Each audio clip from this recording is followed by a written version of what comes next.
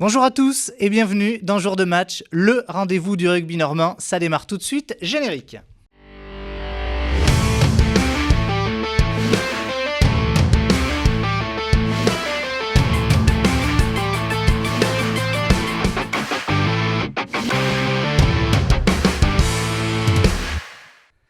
Allez, cette semaine encore, on revient sur l'actualité de nos deux clubs phares du rugby normand, le RNR et le HAC Rugby. Un mois de janvier très chargé en actualité. Alors pour en parler à mes côtés, Richard Hill, l'entraîneur, et Anthony, pilier du RNR. Et puis côté HAC Rugby, Luc Cosenz, entraîneur-joueur, et Sami Tazaoui, le directeur sportif du HAC Rugby. Bonsoir messieurs. Allez, on commence tout de suite avec le RNR, Richard, et ce mois de janvier... très chargé, comme je le disais en introduction. Déjà 3 matchs de jouer, une défaite à domicile face à Colomiers pour commencer, une défaite cruelle, une défaite imméritée, mais vous avez quand même sauvé le point de bonus défensif. Vous avez enchaîné avec une très très belle victoire, par contre là une victoire nette et sans bavure à Valence. Et puis le week-end dernier, cette défaite à Aurillac, nette et sans bavure aussi. Mais Aurillac, justement, c'est le chassé-croisé avec Aurillac, puisque ils vous ont pris la place de premier non relégable. Mais on a l'impression aussi que Valence-Roman est un petit peu décroché et que Provence et Montauban devant sont pas si loin devant, Richard. Vous avez tout dit. Oui, oui c'est vrai. Non, janvier, c'est un peu up and down pour nous en ce moment. On voulait commencer 2020 très très fort. Colomiers, 5 minutes à jouer à la fin. On mène 29-19. Normalement, c'est impossible à perdre un match comme ça à la fin. Mais Colomiers, c'est une bonne équipe. Ils ont marqué 2 essais à la fin. C'était très, très cruel parce que Colomiers est 3e dans le classement et 29-19. C'était presque les meilleures 75 minutes qu'on ait vues depuis le début de la saison. Oui, et surtout en attaque, c'était 3 essais à 1. Mais on a lâché, tout le monde croyait que le match était gagné et c'est jamais gagné. C'était une leçon très cruelle, mais une leçon que j'espère qu'on va continuer à apprendre. Mais ça fait du bien pour nous le match après ça contre Valence, un match qu'il fallait gagner et une belle victoire assez facile contre Valence, notre concurrent en bas de table. Mais on a tombé sur Aurillac la semaine dernière, une équipe qui était en difficulté, mais ont changé les entraîneurs. Ils ont envoyé l'équipe B à Perpignan quand nous avons joué contre Valence pour garder leur équipe type chez eux, pour travailler que pour nous. Et j'ai écouté conférence de presse de leur président 50 minutes et il a dit que le match le plus important de la saison, c'est Rouen. Et il a dit ils ont fait les places gratuites dans la tribune ou beaucoup de places à 5 € pour remplir le stade. Il a dit c'est le match définitif pour nous. Et c'est vrai qu'Aurillac a joué très très bien. Donc ils étaient la meilleure équipe. Ils ont gagné le duel contre nous. Et on était un peu déçus et on attend une bonne réponse ce week-end. Oui, et puis justement pour en revenir au jeu, Richard, on a la sensation que le jeu du RNR est en place avec une défense et une conquête toujours aussi solide et un très très net progrès sur l'animation offensive puisque ça y est, enfin, vous marquez des essais et beaucoup d'essais. Exactement. Le début de la saison, on avait difficulté à marquer des essais. On a mis notre attaque en place maintenant. Donc, je suis plus content. On marque des belles essais. Et ça, c'est important parce qu'on ne peut pas gagner c'est difficile à gagner contre les équipes en Pro D2. Si on marque 3 points, il faut marquer de temps en temps 1 ou 2 ou peut-être 3 essais. Donc, ça se met en place. Et chaque match maintenant, ça devient de plus en plus important vers la fin de la saison. Oui, et puis Anthony, on a l'impression aussi que depuis qu'il y a eu un groupe un petit peu plus restreint qui s'est formé début décembre, on sent qu'il y a peut-être plus d'automatisme dans cette équipe, plus de confiance, qu'elle prend plus de risques et que ça paye. Ouais, après, que le groupe soit restreint ou pas, enfin, je pense qu'aujourd'hui, on a un groupe où on a tous le même objectif et on pousse tous vers le même but, c'est-à-dire le maintien. Et aujourd'hui, personne n'est délaissé. Et c'est vrai qu'à l'entraînement, tout le monde se donne à 100% et ça ça, on va dire, ça force l'équipe qui va commencer le match à être vraiment à son meilleur niveau. Et donc, du coup, tout le monde se pousse vers le haut. Donc parce que c'est très bien. on voit que vous prenez des risques, enfin que ça joue plus qu'il y a quelques mois. Oui, bien sûr. Après, on est aussi moins bridé parce qu'on s'est rendu compte qu'en se bridant, c'était plus compliqué de marquer des essais et qu'on a les capacités de franchir des lignes. Et donc, non, aujourd'hui, je pense que c'est une prise de conscience de tous. Et voilà, le résultat, il se voit sur le terrain. Alors ça, c'est le côté positif. Il y a un petit côté un négatif aussi, Richard. Cette équipe du RNR, elle est très pénalisée et elle prend beaucoup de cartons jaunes. C'est la deuxième équipe, vous êtes la deuxième équipe la plus pénalisée. Alors comment c'est quand même handicapant. Oui, on joue beaucoup de minutes. Ouais. Chaque match à 14 ou des fois 13. Oui, c'est pas bien d'être deuxième dans un classement.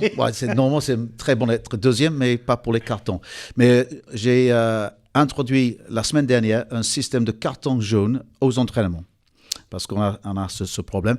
Donc, chaque fois que je vois un plaquage haut ou peut-être un avant par exprès ou une faute bête au ruck, je donne un carton. J'ai dit, je vais donner un carton et je vais garder un tableau dans mon bureau de tous les joueurs qui prennent les cartons. Et à la fin du mois, il y aura une grosse sanction pour ces joueurs. Alors ça, actuellement, la semaine dernière, quand j'ai introduit ça, on avait un seul carton. Je ne vais pas nommer le nom, mais ce n'était pas Anthony. Oui. Mais un seul carton. Donc, ça veut dire qu'on a été très, très bon. Aujourd'hui, à l'entraînement, pas de carton, parce que j'ai dit avant chaque entraînement, les gars, bêtise et c'est carton. Et ça veut dire qu'en ce moment, notre discipline commence à améliorer à l'entraînement. Maintenant, j'ai vu un peu d'amélioration la semaine dernière. On a pris un carton. Oui. Mais j'ai vu certainement une amélioration et j'espère que si on continue avec ce système de carton jaune à l'entraînement, le message sera bien implanté. Parce que maintenant, chaque fois qu'un joueur à l'entraînement fait un plaquage qui s'approche la gauche, tout le monde crie « Carton, Richard, carton !» On regarde la vidéo, non, c'est pas un carton. Donc, mais c'est bien que les joueurs sont conscients maintenant des fautes. Et ça, c'est important. Et j'espère que très, très bientôt, ça va transférer dans les matchs. Oui, toi qui es sur le terrain, Anthony, comment on peut l'expliquer ? Est-ce qu'il y a des causes qui expliquent ces cartons jaunes ? Est-ce que c'est trop d'envie ? Est-ce que c'est trop d'agressivité ? Non, après, c'est des faits de jeu, quoi. Chaque joueur a... Enfin, je sais pas comment dire, mais... Ne dis pas que c'est les Fidjiens. Non.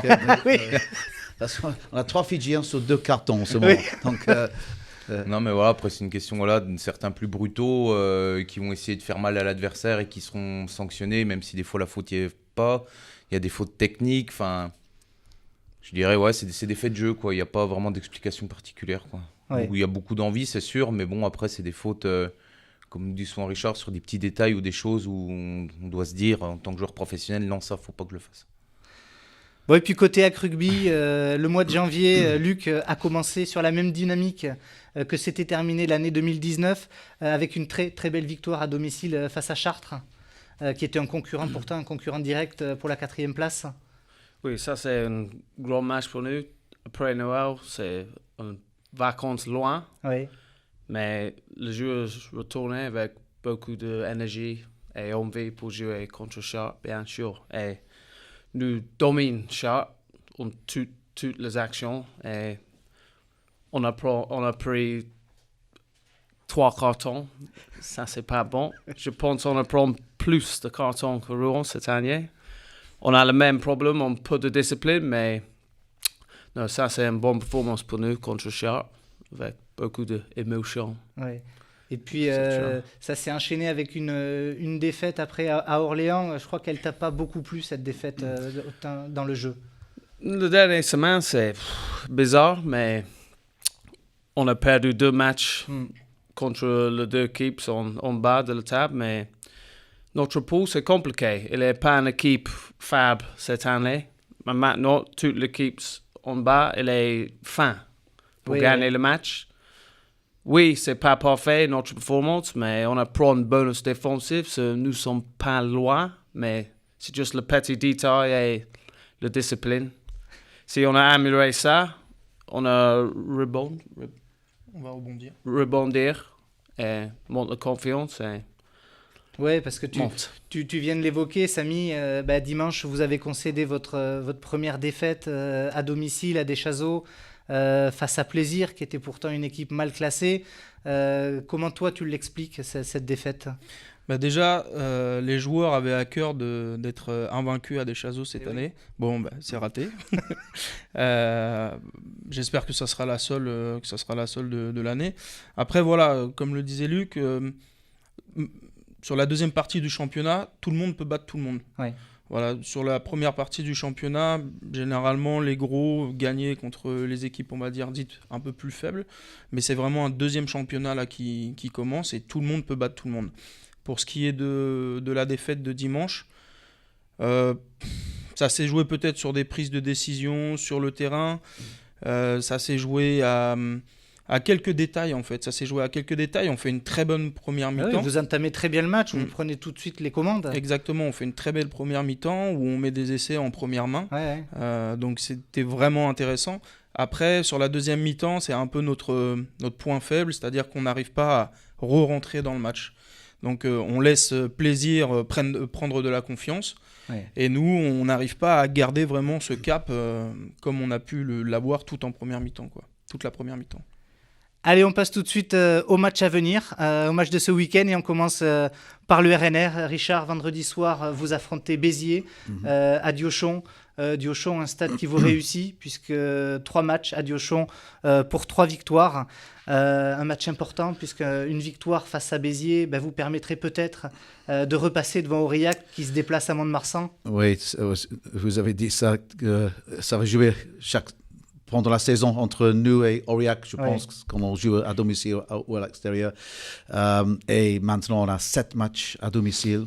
Et il faut donner tout pour essayer de gagner les 7 matchs. On a des matchs difficiles comme Grenoble chez nous. C'est pas facile à battre Grenoble à domicile, mais quand même, il faut donner tout maintenant. Et ce que j'attends des joueurs, c'est pour nous à gagner les duels contre Béziers. Donc, on a perdu les duels en attaque et en défense la semaine dernière, mais maintenant c'est les joueurs rebondir, comme Luc dit, et gagner les duels contre Béziers. Béziers qui ont perdu les 4 derniers matchs, sont un spiral un peu, mais ils vont cibler Rouen-Normandie Rugby pour 4 points au moins. Donc un match difficile contre une bonne équipe. À l'époque, c'était une équipe mythique, célèbre. Ouais, mythique. C'est ça. Ils ont produit beaucoup de joueurs internationaux.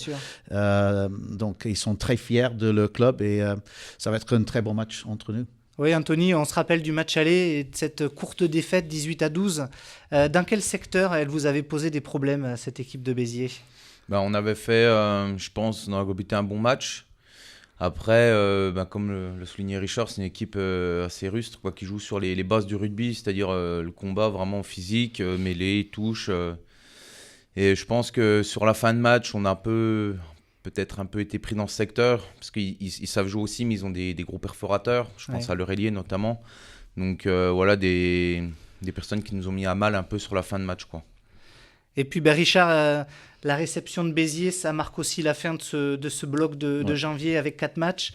Vous allez enchaîner avec 15 jours de repos pour reprendre sur un nouveau bloc de 4 matchs avec 2 déplacements qui vont être très très compliqués. Aurillac, c'est Perpignan, oui. Voilà, et 2 réceptions de Soyeux-Angoulême et de Mont-de-Marsan.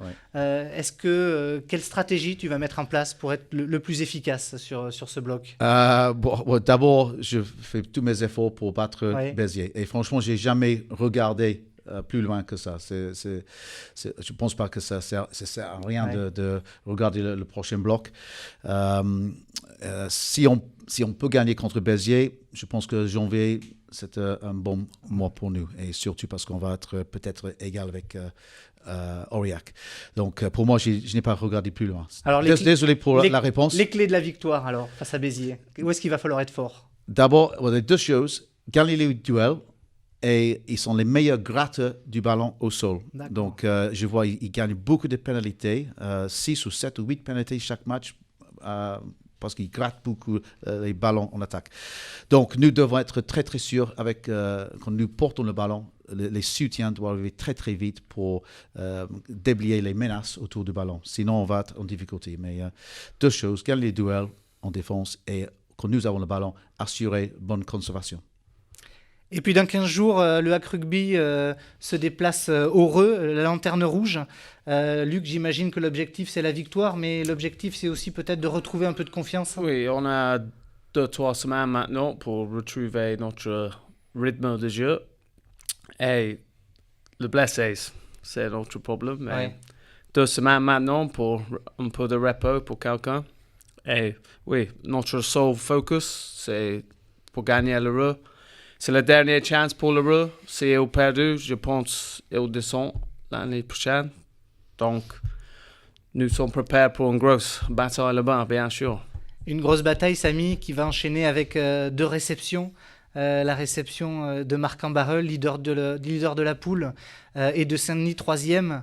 Ce match, c'est aussi préparer ces 2 gros rendez-vous à Deschazos. Ouais, bien sûr. Et puis, on en parle souvent, il faut prendre les matchs par les matchs. Et déjà, ça va commencer par l'Heureux à aller gagner chez eux. Ça va être compliqué, ça va être difficile. Donc, il va falloir déjà gagner ce premier match-là. Après, les autres matchs, on verra, même si on sait que Marc a un peu de difficulté à se déplacer. Donc ça, voilà, il faut le prendre en compte aussi. Et puis, dans un deuxième temps, Saint-Denis, on avait fait un non-match au match aller. Donc, Il y a une revanche à prendre. Voilà, c'est ça exactement. Allez, puis pour terminer, dimanche, c'est le retour du tournoi Destination. C'est l'affrontement des meilleurs ennemis, c'est le crunch. La France reçoit l'Angleterre au Stade de France. Richard, Luc, il y a eu un typhon japonais qui vous avait sauvé d'une probable défaite en Coupe du Monde face à la France. Ouais. Dimanche, je crois que le temps sera au beau fixe. Alors, un petit mot peut-être sur cette confrontation. Well, je sais que les Anglais veulent rebondir après la déception de perdre la finale du Coupe du Monde, après avoir battu les All Blacks, surtout, c'est dommage. Donc, je pense qu'on va avoir une équipe qui va rebondir et déterminée à gagner. Luc? Pour moi, c'est presque le même groupe qui allait à la finale du Coupe du Monde. Donc, pour France, beaucoup de changements. Mais pour moi, Angleterre, elle est le favori. Mais un peu de French flair en Paris, c'est compliqué, toujours.